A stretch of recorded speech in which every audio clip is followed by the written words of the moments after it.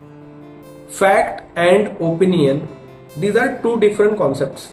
Fact म्हणजे वस्तुस्थिती आणि ओपिनियन म्हणजेच काहीतरी मत. या दोन वेगळ्या संकल्पना आहेत.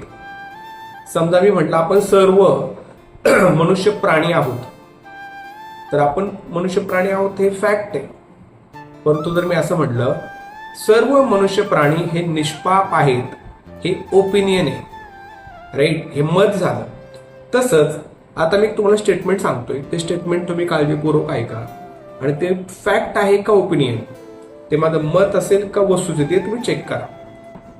पुरुषाचं सौंदर्य हे त्याच्या सामर्थ्यात असतं, तर स्त्रीचं सामर्थ्य हे तिच्या सौंदर्यात असतं. आता बरेच लोक म्हणते सर फॅक्ट आहे, मुलगी जर दिसायला चांगली असेल तर तिला चांगलं स्थळ मिळतं, पण मुलगा दिसायला किती जरी चांगला असेल तरी सुद्धा त्याला चांगली बायको मिळणार नाही अनलेस अँड अंटिल जर तो वेल सेटल्ड असेल किंवा जॉब चांगला नसेल. परंतु हे जे वाक्य ते आताच्या काळामध्ये खरंच लागू होतं.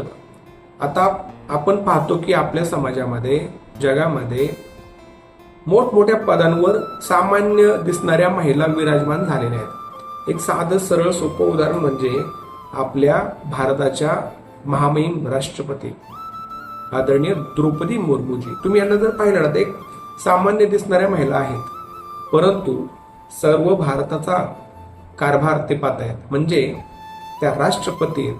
त्याच्यामुळं एक काळ होता की बाबा स्त्रीचं सामर्थ्य तिच्या सौंदर्यात होतं.